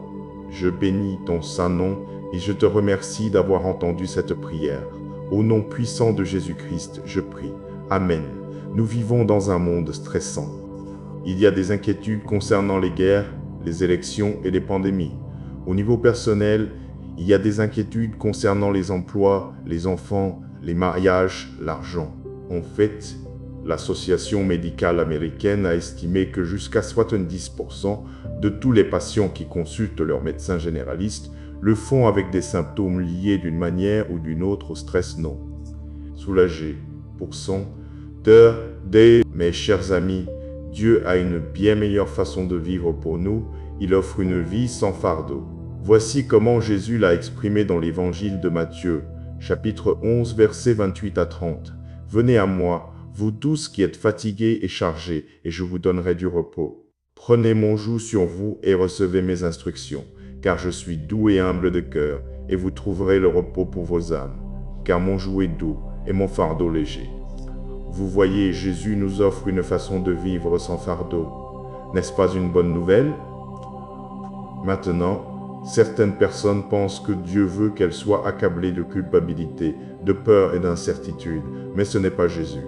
Jésus a dit, « Mon joug est doux et mon fardeau léger. » Il veut vous décharger de vos soucis, comme l'apôtre Pierre l'a dit en 1 Pierre chapitre 5, verset 7, « Déchargez-vous sur lui de tous vos soucis, car lui-même prend soin de vous. » Maintenant, il y a 3 étapes faciles à suivre pour profiter d'une vie sans fardeau, et elles sont révélées dans les paroles de Jésus, dans l'évangile de Matthieu. Première étape, venez à lui. Venez à moi, vous tous qui êtes fatigués et chargés, et je vous donnerai du repos. Or, il ne dit pas de venir aux drogues ou à l'alcool. Il ne dit pas de venir à un péché ou à des relations et des poursuites vides. Il ne dit même pas de venir à votre propre force, mais de venir à lui. Et il promet, « Je vous donnerai du repos. » De quoi avez-vous besoin de repos aujourd'hui?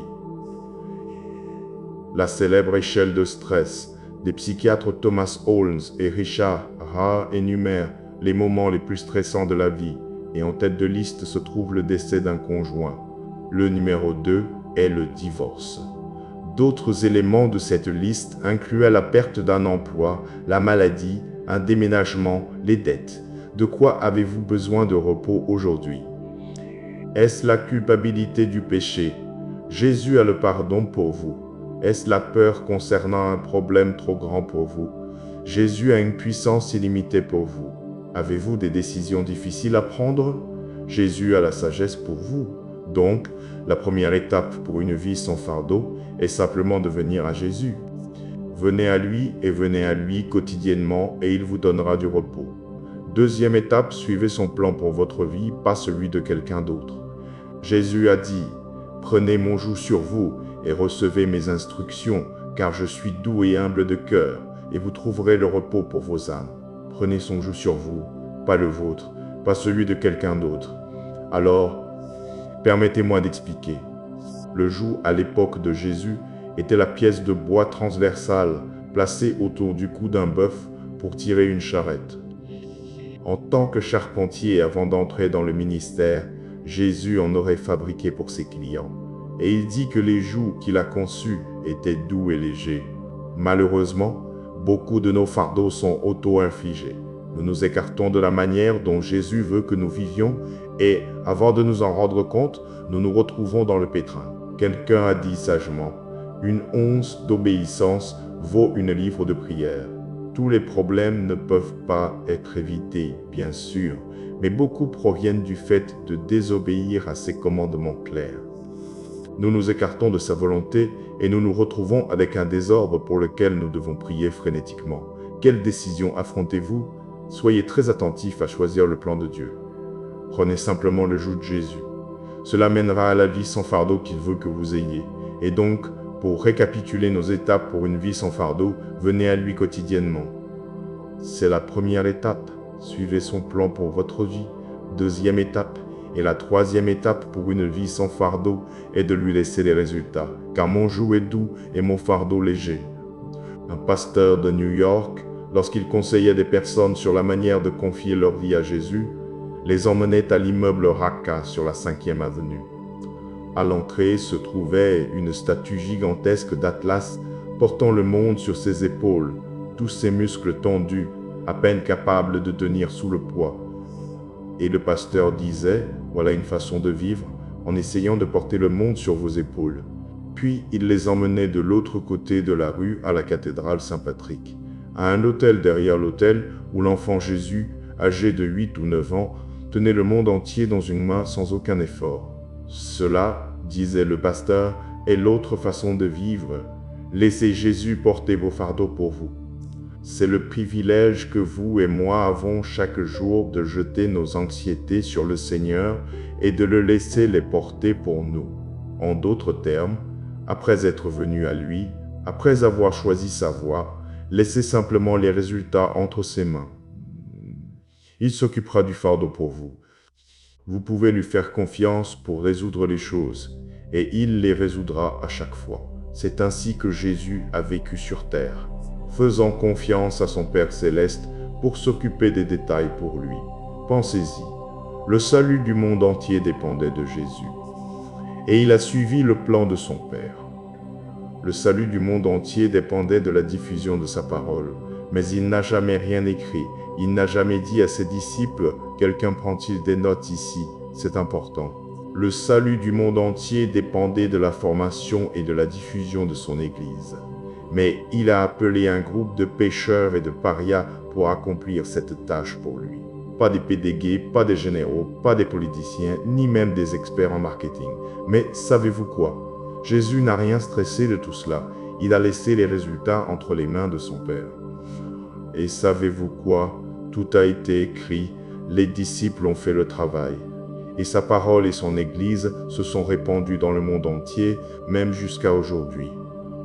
Alors, laissez les résultats de votre vie. Laissez-les également entre les mains du Père. Les prières que vous avez faites, les questions que vous avez, même les erreurs que vous avez commises, il peut tout gérer. Ne vous laissez pas accabler par les soucis et l'anxiété.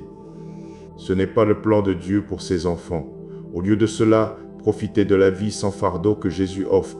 Venez à lui, suivez son plan pour votre vie, puis laissez-lui les résultats. Amen. Et maintenant, que cette prière ne reste pas un simple instant de réconfort, mais qu'elle devienne un nouvel élan dans votre marche avec Dieu.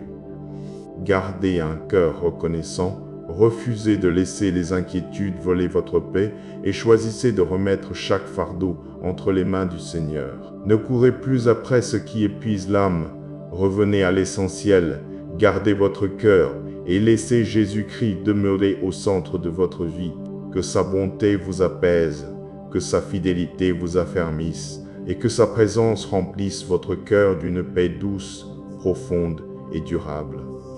Amen. Aujourd'hui, j'aimerais vous inviter à entrer dans un moment de prière qui recentre l'âme, apaise le cœur et remet l'essentiel à sa vraie place. Car ce message nous rappelle avec force qu'il y a tant de raisons de rendre grâce à Dieu, tant de raisons de ne pas laisser notre cœur se refroidir, tant de raisons de reconnaître sa bonté, sa miséricorde, sa paix et sa fidélité. Vous allez entendre un appel profond à vivre avec un cœur reconnaissant, à ne pas courir après ce qui flatte le monde au détriment de l'âme, à garder votre cœur avec vigilance et à laisser Jésus-Christ devenir non pas une simple partie de votre vie, mais le centre de tout ce que vous êtes. Alors, ouvrez grand votre cœur. Ce moment est une invitation à abandonner l'inquiétude, à remettre vos fardeaux entre les mains du Seigneur et à retrouver dans sa présence cette paix douce, forte et durable que le monde ne peut pas donner. Je vous encourage à vous tourner vers le chapitre du psaume 316, un psaume de reconnaissance. Psaume 306, versets 1 à 9, la Bible dit « Rendez grâce à l'Éternel, car il est bon, car sa miséricorde dure à toujours. Rendez grâce au Dieu des dieux, car sa miséricorde dure à toujours. Rendez grâce au Seigneur des seigneurs, car sa miséricorde dure à toujours. À celui qui seul fait de grandes merveilles, car sa miséricorde dure à toujours. À celui qui fit les cieux avec intelligence, car sa miséricorde dure à toujours. À celui qui étendit la terre sur les eaux, car sa miséricorde dure à toujours. À celui qui fit les grands luminaires, car sa miséricorde dure à toujours. Le soleil pour dominer sur le jour, car sa miséricorde dure à toujours. La lune et les étoiles pour dominer sur la nuit, car sa miséricorde dure à toujours. Il y a tant de raisons de louer Dieu. Il y a tant de raisons d'être rempli de crainte révérentielle envers Dieu. Il y a tant de raisons de rendre grâce à Dieu. Nous devrions le remercier pour sa bonté aimante, pour sa grâce, pour la miséricorde et la compassion sans fin sur nos vies. Mon message aujourd'hui doit vous servir de rappel pour ne jamais laisser votre cœur devenir si froid que vous ne puissiez plus voir la bonté du Seigneur. Ne vous habituez jamais tant à la bonté de Dieu que vous commenciez à la prendre pour acquise. Soyez reconnaissants, saints, soyez toujours reconnaissants et en toutes circonstances. Il y a des choses évidentes pour lesquelles nous devrions être reconnaissants, comme votre santé, le fait que vous ayez un lit où dormir, de la nourriture dans votre estomac, de l'électricité et un abri. Ce sont des choses de base, des choses que nous tenons souvent pour acquises. Mais parlez simplement à quelqu'un qui n'a pas d'abri. Voyez comment ils vivent et vous réaliserez à quel point vous êtes bénis. Parlez à quelqu'un qui n'est pas sûr de manger aujourd'hui. Écoutez ce qu'ils vous disent. C'est là que vous réaliserez à quel point Dieu est bon envers vous. Ce sont de petites choses, des choses que nous nous attendons maintenant à voir. Mais la vie peut arriver à n'importe lequel d'entre nous. Et donc, nous devons être reconnaissants envers Dieu pour tant de choses, y compris les petites choses, celles que nous considérons comme notre droit. Psaume 17, versets 1 à 2 dit « Rendez grâce à l'Éternel, car il est bon, car sa miséricorde dure à toujours. » Que les rachetés de l'Éternel le disent, ceux qu'il a délivrés de la main de l'oppresseur. Maintenant prions. Père céleste, en tant que tes enfants, nous sommes éternellement reconnaissants pour ta bonté. Nous te sommes éternellement reconnaissants pour ta bonté aimante. Je suis reconnaissant car ta parole en Jean chapitre 14 verset 27 dit « Je vous laisse la paix, je vous donne ma paix. Je ne vous la donne pas comme le monde la donne. Que votre cœur ne se trouble point et ne s'alarme point. Je suis reconnaissant, Seigneur, car ta parole en Ésaïe 43 verset 2 dit « Si tu traverses les eaux, je serai avec toi, et les fleuves, ils ne te submergeront point. Si tu marches dans le feu, tu ne seras point brûlé, et la flamme ne t'embrasera point. Je suis reconnaissant, Roi Jésus, car ta parole dit en Romains, chapitre 8, verset 28, « Nous savons du reste que toute chose concourt au bien de ceux qui aiment Dieu, de ceux qui sont appelés selon son dessein. » Je suis reconnaissant pour ta parole qui guide mes pensées et calme mes craintes. Je suis reconnaissant pour ta parole qui me donne de la force dans les moments difficiles. Ta parole qui me dit de ne pas laisser mon cœur se troubler par ce monde. Mais en tout, par la prière et la supplication avec des actions de grâce, je ferai connaître toutes mes requêtes à Dieu. Je suis reconnaissant, Roi Jésus, parce que je t'ai. Je peux invoquer ton nom. Tu rachètes, tu guéris, tu fortifies, tu libères. Je te remercie d'être toujours à mes côtés, car avec toi je suis fort et je vaincrai chaque attaque de l'ennemi. Je te remercie pour ton précieux sang, car par la puissance qui est dans ton sang, la peur et l'inquiétude ne peuvent jamais prendre le contrôle de ma vie. Je suis si reconnaissant pour ta protection, pour le privilège de t'avoir comme mon gardien et de veiller sur moi. Tu tiens mon avenir et ma vie dans tes mains aimantes, et nous avons confiance que tout concourt à notre bien. Je te remercie, Seigneur Jésus, d'avoir pourvu à mon plus grand besoin, qui est d'être sauvé. Merci pour ton merveilleux sacrifice sur la croix. Psaume 100, versets 1 à 5 dit « Poussez vers l'Éternel des cris de joie, vous tous, habitants de la terre. Servez l'Éternel avec joie, venez avec allégresse en sa présence. Sachez que l'Éternel est Dieu. C'est lui qui nous a fait, et nous sommes à lui, nous sommes son peuple et le troupeau de son pâturage. Entrez dans ses portes avec des louanges, dans ses parvis avec des cantiques, célébrez-le, bénissez son nom, car l'Éternel est bon, sa miséricorde dure à toujours, et sa fidélité de génération en génération. Saint-Esprit, aide-moi à servir le Seigneur avec joie et délice. Aide-moi à venir en sa présence avec des chants joyeux. Je prie que le Saint-Esprit m'aide à connaître et à reconnaître pleinement avec gratitude combien Dieu est bon. Tu es un Dieu bon, parce que tu m'as sauvé par une grâce étonnante. En effet, j'étais autrefois perdu, mais ton amour m'a trouvé et m'a accueilli dans ton royaume. J'étais autrefois aveugle, mais ta parole m'a aidé à voir la vérité et la lumière. C'est une bénédiction d'expérimenter ta présence, Seigneur Jésus. Seigneur Jésus, je te remercie d'avoir confié ta charge angélique à ma famille et à moi. Merci pour ta protection surnaturelle. 1 Corinthiens chapitre 15, versets 57 à 58 dit « Mais grâce soit rendue à Dieu, qui nous donne la victoire par notre Seigneur Jésus-Christ. Ainsi, mes frères bien-aimés, soyez fermes, inébranlables, travaillons de mieux en mieux à l'œuvre du Seigneur, sachant que votre travail n'est pas vain dans le Seigneur. La victoire ne vient que par toi, Seigneur Jésus. Je crois que si je garde mes yeux fixés sur toi, je serai ferme dans la foi, inébranlable dans la foi, que ton nom soit toujours exalté. Je te remercie d'avoir écouté cette prière. Au nom de Jésus, je prie. Amen.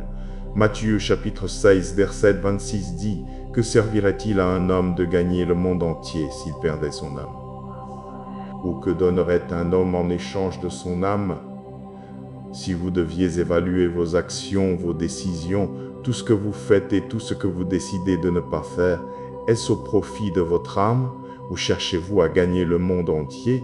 Vous arrêtez-vous pour penser « Non, je ne devrais pas mentir » car Proverbe chapitre 12 verset 22 dit « Les lèvres menteuses sont en horreur à l'Éternel dans ces moments où vous êtes seul, dans les moments où personne ne regarde. » Vous souvenez-vous que la Bible dit dans Proverbe 15 verset 3 « Les yeux de l'Éternel sont en tout lieu, observant les méchants et les bons. » Ce que j'essaie vraiment de dire, c'est combien d'entre nous vivent de manière à être conscients que nos actions, nos pensées doivent profiter à nos âmes, pas seulement à nos corps physiques. Ce monde est temporaire, nos corps sont temporaires, mais votre âme, elle a besoin d'avoir un foyer dans l'éternité. En êtes-vous conscient? Vive-t-on d'une manière qui reflète que vous êtes un chrétien attentif à ce à quoi il expose son âme? Gardez-vous ce que vous permettez d'entrer dans votre cœur? Permettez-moi d'aller plus loin et de vous demander quel est l'état de votre cœur. Peuple de Dieu, la Bible nous dit dans Proverbe chapitre 4 verset 23 de garder notre cœur avec toute diligence, car de lui proviennent les sources de la vie. Nous devons garder ce qui entre dans nos vies. Et parce qu'il y a tant de choses qui peuvent nuire à notre cœur spirituel, nous devons prendre note de certains des domaines suivants où vous devez garder votre cœur. Vous devriez garder votre cœur contre les doctrines que vous entendez. Et le mot doctrine signifie l'enseignement, l'information, le système de croyance qui vous est enseigné. Soyez perspicaces. N'acceptez pas tout ce que vous entendez. L'auteur et le consommateur de notre foi est Jésus-Christ. Et la parole de Dieu est et doit toujours être notre fondation. La Bible enseigne la mort, l'ensevelissement et la résurrection de Jésus-Christ. Et c'est la base de notre foi. Gardez votre cœur et soyez alerte, saints. Le diable fait tout ce qu'il peut pour tromper les gens. Christ et Christ seul est le rocher sur lequel nous nous tenons. Et donc, revenons à mon passage scripturaire initial, Matthieu chapitre 16, verset 26, qui dit « Que servirait-il à un homme de gagner le monde entier s'il perdait son âme? Ou que donnerait un homme en échange de son âme? Écoutez-moi, rien dans ce monde n'est bénéfique pour votre âme. Jésus-Christ peut sauver votre âme. L'évangile de Jésus-Christ sauvera votre âme. Je vous encourage, saints, à vous concentrer sur ce qui est profitable à votre âme. Et c'est l'évangile de Jésus-Christ, un évangile qui enseigne la repentance. Un évangile qui vous enseigne à aimer le Seigneur, votre Dieu, de tout votre cœur, de toute votre âme et de tout votre esprit. Qu'est-ce qui vous motive vraiment? Certaines personnes sont motivées par l'attention et les louanges des autres. Certains d'entre nous sont motivés par l'argent. Mais la Bible enseigne qu'il y a une récompense bien plus grande que l'approbation de l'homme. Il y a une récompense bien plus grande que les richesses de ce monde. L'approbation de Dieu est ce que nous devrions rechercher par-dessus toutes les distinctions de ce monde. Le Seigneur devrait être la motivation derrière tout ce que nous faisons. Il devrait être la raison de tout ce que nous faisons. Oh, Colossiens chapitre 3, versets 23 à 24, dit « Tout ce que vous faites, faites-le de bon cœur, comme pour le Seigneur et non pour des hommes. sachant que vous recevrez du Seigneur l'héritage pour récompense. Servez Christ le Seigneur. Et Galates chapitre 1 verset 10 dit « Est-ce la faveur des hommes que je désire ou celle de Dieu? Est-ce que je cherche à plaire aux hommes? Si je plaisais encore aux hommes, je ne serais pas serviteur de Christ. » Quelle pensée réconfortante que rien de ce que nous faisons pour Dieu n'est vain. Aucun acte de gentillesse ne passe inaperçu ou inobservé par lui. Dans cette vie, il y a de nombreuses poursuites qui ne mènent finalement nulle part. Le succès mondain, la richesse matérielle, les applaudissements vides des étrangers. Ces choses ne nous mèneront nulle part. Chaque voyage a finalement une fin. Et cette fin est souvent plus décevante que nous ne le souhaiterions. Mais quoi que nous fassions, nous ne pourrons jamais étendre les limites de l'amour de Dieu. Il n'y a vraiment pas de fin à notre marche avec Christ. En fait, au fur et à mesure que nous avançons, la vie avec lui devient plus douce chaque jour. Dieu ne devrait pas être juste une partie de nos vies à laquelle nous nous dédions les dimanches matins. Il devrait définir la totalité de nos vies. Dieu devrait être le centre de tout ce que nous faisons. Même des choses mondaines comme manger et boire peuvent être faites pour sa gloire. Comment? La clé est l'esprit de gratitude. Nous sommes censés faire toutes choses avec une attitude d'amour et d'obéissance envers le Dieu qui nous donne la capacité de jouir de toutes les bénédictions de la vie. Lorsque nous sommes motivés par des choses mondaines, nous finissons par essayer constamment de nous prouver. Nous devenons constamment anxieux, gênés et souvent déçus. Mais lorsque Jésus est la motivation sous-jacente de tout ce que nous faisons, nos vies déborderont de joie et de paix. Sa grâce nous donne la capacité de profiter pleinement de cette vie et d'avoir un impact positif sur la vie de ceux qui nous entourent. L'évangile de Christ est sans quoi nous croyons. Car Dieu a tant aimé le monde qu'il a donné son Fils unique, afin que quiconque croit en lui ne périsse point, mais qu'il ait la vie éternelle. Maintenant, prions ensemble. Seigneur Jésus, ta parole me dit que du cœur jaillissent les sources de la vie. Aide-moi à avoir un cœur qui t'est dévoué, Père, un cœur qui est concentré sur une vie qui te plaît.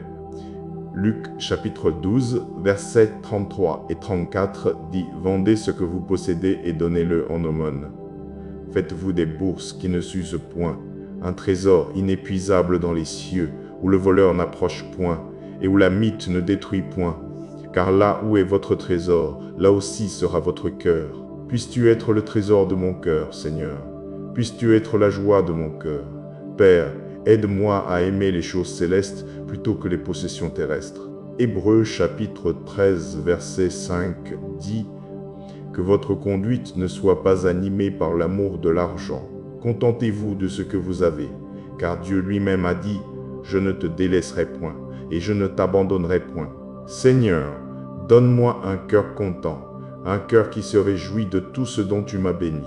Dieu, je sais que je n'ai peut-être pas tout l'argent et l'or que ce monde peut offrir, mais je t'ai, Seigneur Jésus, et tu es tout ce dont j'ai besoin.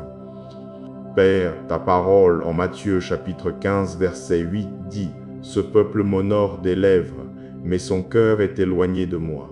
Seigneur, s'il te plaît, ne permets pas que cela soit dit de moi. » Je prie pour que je ne sois jamais quelqu'un qui t'honore simplement de ses lèvres, mais dont le cœur est ailleurs.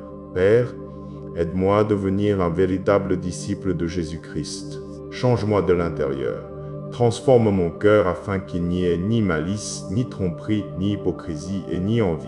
Ézéchiel, chapitre 36, versets 26 et 27 dit « Je vous donnerai un cœur nouveau, et je mettrai en vous un esprit nouveau. J'ôterai de votre chair le cœur de pierre, et je vous donnerai un cœur de chair. Je mettrai mon esprit en vous, et je ferai en sorte que vous suiviez mes ordonnances, et que vous observiez et pratiquiez mes lois. Père, ôte de moi ce cœur de pierre, ôte de moi ce cœur corrompu. Et Dieu, je prie que tu me donnes un cœur pur, un cœur humble. Seigneur, je sais que tu es un Dieu qui ne regarde pas à l'apparence extérieure, mais qui pèse plutôt le cœur. Je prie que tu vois mon cœur sincère et engagé envers toi, Seigneur Jésus. Je prie que tu vois un cœur qui te fait entièrement confiance et s'appuie sur toi. Seigneur Jésus, mon cœur est à toi. Et s'il y a de l'orgueil en moi, ôte-le, Seigneur. S'il y a du pardon en moi, je te demande de l'ôter, Père. Et s'il y a des cicatrices, des blessures dans mon cœur, provenant de mon passé ou de paroles prononcées contre moi, Père, je prie que tu me guérisses. Seigneur Jésus, guéris-moi et libère-moi. Sois loué, mon roi. Tu es si bon et tu es si fidèle. Père, je te remercie d'avoir écouté ma prière. Dans le nom puissant de Jésus, je prie. Amen. Seigneur Dieu Tout-Puissant, ce monde peut être un endroit sombre, mais nous nous tournons vers toi, Jésus, pour être la lampe brillante qui guide nos pas. Je prie, ô Seigneur, que chaque blessure passée, chaque erreur passée ou chaque perte passée qui pèse lourdement sur le cœur de quiconque écoute puisse être enlevée par ta puissance éternelle. Philippiens, chapitre 4, versets 6 à 8.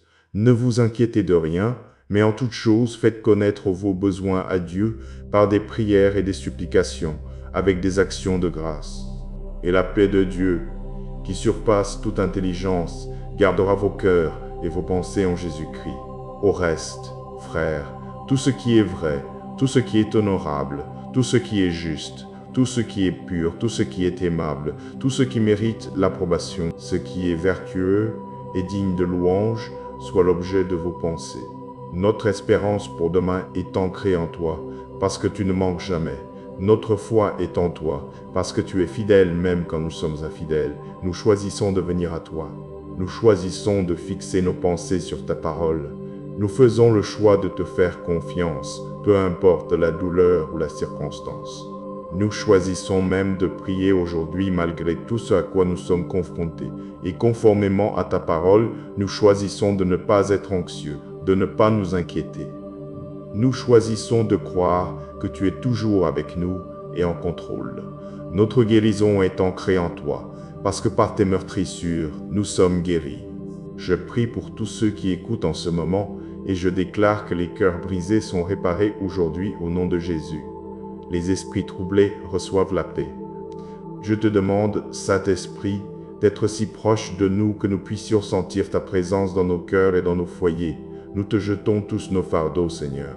Nous nous appuyons sur toi. Où d'autres pouvons-nous courir sinon vers toi?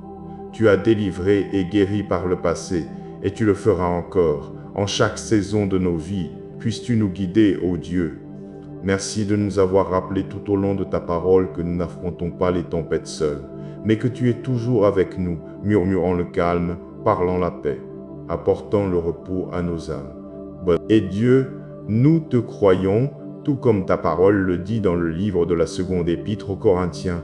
Nous sommes affligés de toute manière, mais non réduits à l'extrémité, perplexes, mais non désespérés, persécutés, mais non abandonnés, abattus, mais non perdus. Je te remercie de prendre soin de nous. Je te remercie que la paix de ta présence aimante et forte garde et protège les cœurs et les esprits de chaque personne qui écoute. Père, je te remercie d'avoir écouté cette prière. Seule la paix qui vient de toi calmera nos cœurs et nous soutiendra à travers les troubles de la vie. Je prie que tu nous aides à ne pas laisser nos cœurs se troubler, car ce n'est pas ta volonté pour nous. Sois béni maintenant et pour toujours, Seigneur Jésus. Amen. Mais voici ce que la Bible dit dans Matthieu, chapitre 6, versets 25 à 27.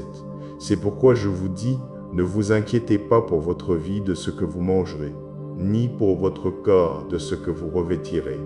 La vie n'est-elle pas plus que la nourriture, et le corps plus que le vêtement? Regardez les oiseaux du ciel, ils ne sèment ni ne moissonnent, et ils n'amassent rien dans des greniers, et votre Père céleste les nourrit. Ne valez-vous pas beaucoup plus qu'eux? Qui de vous, par ses inquiétudes, peut ajouter une coudée à la durée de sa vie? Je crois que le Seigneur veut que nous arrêtions de nous inquiéter, d'être perplexes et de nous demander ce qui pourrait arriver demain. Arrêtez de dépenser vos efforts et votre énergie à penser à ce qui pourrait arriver demain ou même à ce qui devrait arriver.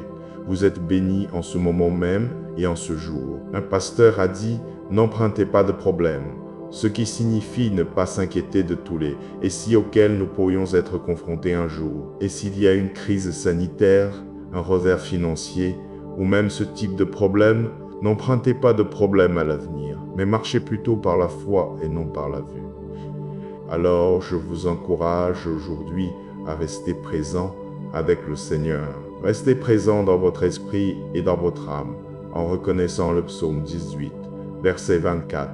C'est ici la journée que l'Éternel a faite. Qu'elle soit pour nous un sujet d'allégresse et de joie. Maintenant, prions. Seigneur Jésus, nous te louons. Ta parole en 2 Corinthiens chapitre 12 verset 9 dit « Ma grâce te suffit, car ma puissance s'accomplit dans la faiblesse. Je me glorifierai donc bien plus volontiers de mes faiblesses, afin que la puissance de Christ repose sur moi. Tu es avec nous, Seigneur, et nous sommes reconnaissants en tant que tes enfants. Nous sommes reconnaissants que tu sois avec nous et que ta grâce soit toujours disponible et suffisante pour nos besoins. Nous choisissons de nous concentrer sur le guérisseur au lieu de la maladie. Nous choisissons de nous concentrer sur le pourvoyeur au lieu du manque. Nous choisissons de nous concentrer sur celui qui ouvre le chemin au lieu des obstacles à venir. Nous choisissons de nous concentrer sur toi, Roi Jésus, parce que nous trouvons grâce en toi. Nous trouvons protection en toi. Nous trouvons miséricorde en toi. Nous mettons toute notre attention et notre concentration sur toi. Nous te magnifions par-dessus tout. Nous te magnifions au-dessus des troubles de demain. Nous te magnifions et te plaçons au-dessus de chaque crise sanitaire, de chaque revers financier et de chaque problème. Père Dieu, nous ne nous inquiéterons pas pour demain à cause de ta parole. Père, nous te demandons sincèrement d'ouvrir tes oreilles pour entendre notre cri. Donne-nous un esprit rempli de paix. Et pendant les moments où mon cœur est lourd, je prie que tu allèges mes fardeaux. Chaque fois que les attaques de l'ennemi sont nombreuses, je prie que tu me défends, Seigneur. Bats-toi pour moi et ma famille. Mène mes batailles, Seigneur. Bien que l'adversaire rôde comme un lion rugissant, cherchant qui dévorer, je confesse que je serai gardé en sécurité par le sang de Jésus-Christ. Dieu interviendra dans mes circonstances.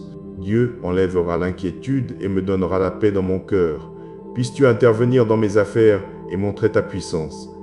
David a crié dans le psaume chapitre 35 verset 1 et a dit « Éternel, défends ma cause contre mes adversaires, combats ceux qui me combattent. » Et ainsi aujourd'hui, moi aussi j'invoquerai le nom du Seigneur afin qu'il plaide ma cause. J'invoquerai le nom du Seigneur lorsque j'aurai besoin d'une intervention divine. Je te demanderai, mon Père céleste, d'intervenir comme tu l'as fait pour Daniel, pour Élie et même pour Élisée. Nous t'invitons, Seigneur Jésus, à agir puissamment. Agis puissamment dans nos vies. Seigneur, dégage chaque piège que le diable a caché sur mon chemin. Je prie que tu gardes mon esprit contre les pensées décourageantes et dépressives.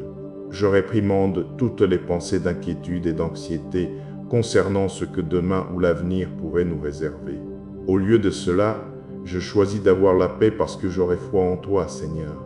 Et quand l'ennemi lance des traits de confusion, de dépression, de doute et même de désespoir, essayant d'affaiblir ma foi ou de voler ma joie, je prie, Seigneur Jésus, que tu protèges mon esprit avec le casque du salut.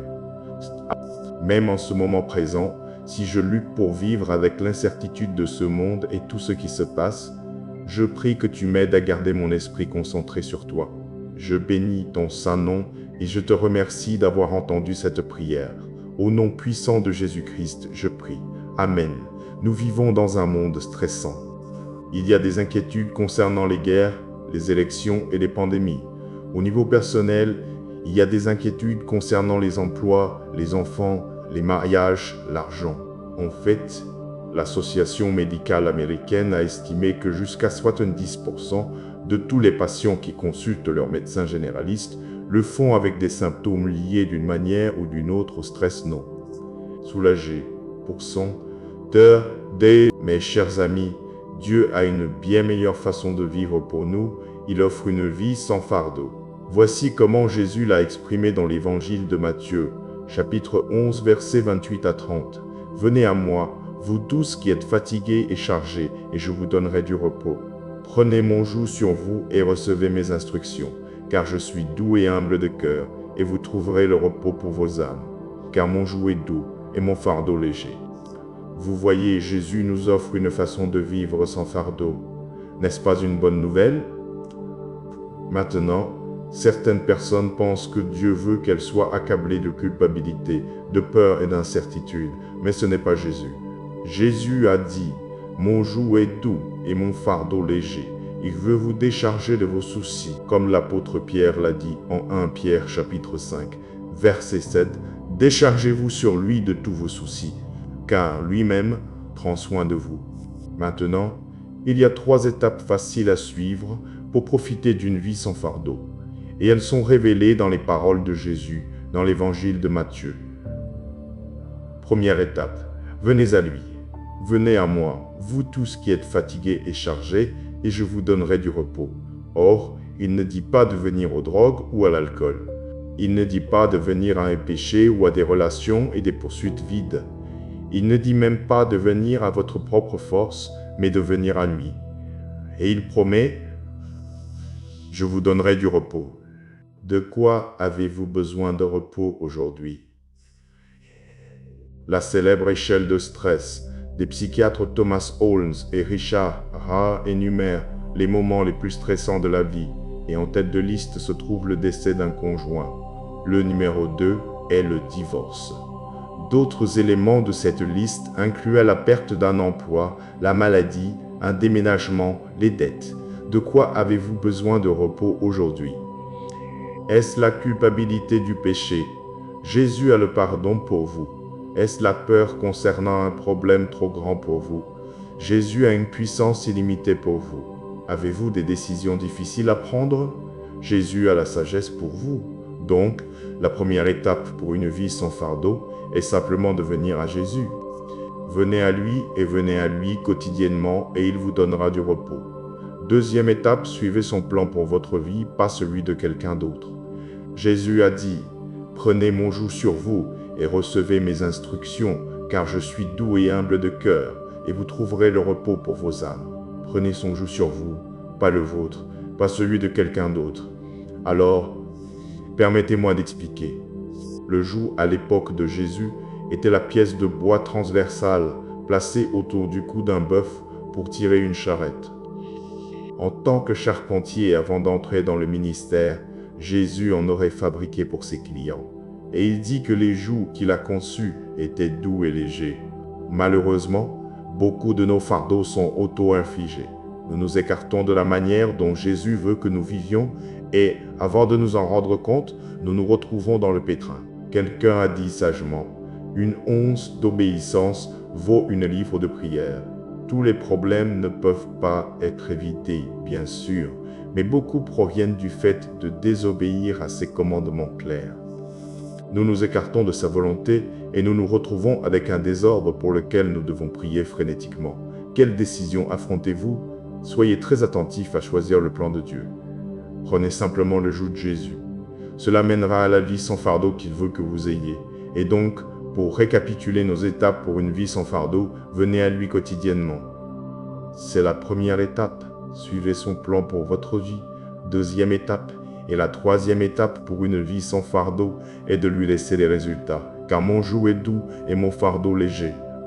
Un pasteur de New York, lorsqu'il conseillait des personnes sur la manière de confier leur vie à Jésus, les emmenait à l'immeuble Raqqa sur la 5e avenue. À l'entrée se trouvait une statue gigantesque d'Atlas portant le monde sur ses épaules, tous ses muscles tendus, à peine capables de tenir sous le poids. Et le pasteur disait, voilà une façon de vivre, en essayant de porter le monde sur vos épaules. Puis il les emmenait de l'autre côté de la rue à la cathédrale Saint-Patrick, à un autel derrière l'autel où l'enfant Jésus, âgé de 8 ou 9 ans, tenait le monde entier dans une main sans aucun effort. Cela, disait le pasteur, est l'autre façon de vivre. Laissez Jésus porter vos fardeaux pour vous. C'est le privilège que vous et moi avons chaque jour de jeter nos anxiétés sur le Seigneur et de le laisser les porter pour nous. En d'autres termes, après être venu à lui, après avoir choisi sa voie, laissez simplement les résultats entre ses mains. Il s'occupera du fardeau pour vous. Vous pouvez lui faire confiance pour résoudre les choses, et il les résoudra à chaque fois. C'est ainsi que Jésus a vécu sur terre, faisant confiance à son Père céleste pour s'occuper des détails pour lui. Pensez-y, Le salut du monde entier dépendait de Jésus. Et il a suivi le plan de son Père. Le salut du monde entier dépendait de la diffusion de sa parole, mais il n'a jamais rien écrit. Il n'a jamais dit à ses disciples « Quelqu'un prend-il des notes ici ?» C'est important. Le salut du monde entier dépendait de la formation et de la diffusion de son Église. Mais il a appelé un groupe de pécheurs et de parias pour accomplir cette tâche pour lui. Pas des PDG, pas des généraux, pas des politiciens, ni même des experts en marketing. Mais savez-vous quoi? Jésus n'a rien stressé de tout cela. Il a laissé les résultats entre les mains de son Père. Et savez-vous quoi? Tout a été écrit, les disciples ont fait le travail. Et sa parole et son Église se sont répandues dans le monde entier, même jusqu'à aujourd'hui. Alors, laissez les résultats de votre vie. Laissez-les également entre les mains du Père. Les prières que vous avez faites, les questions que vous avez, même les erreurs que vous avez commises, il peut tout gérer. Ne vous laissez pas accabler par les soucis et l'anxiété. Ce n'est pas le plan de Dieu pour ses enfants. Au lieu de cela, profitez de la vie sans fardeau que Jésus offre. Venez à lui, suivez son plan pour votre vie, puis laissez-lui les résultats. Amen. Et maintenant, que cette prière ne reste pas un simple instant de réconfort, mais qu'elle devienne un nouvel élan dans votre marche avec Dieu. Gardez un cœur reconnaissant, refusez de laisser les inquiétudes voler votre paix et choisissez de remettre chaque fardeau entre les mains du Seigneur. Ne courez plus après ce qui épuise l'âme, revenez à l'essentiel, gardez votre cœur et laissez Jésus-Christ demeurer au centre de votre vie. Que sa bonté vous apaise, que sa fidélité vous affermisse et que sa présence remplisse votre cœur d'une paix douce, profonde et durable. Amen.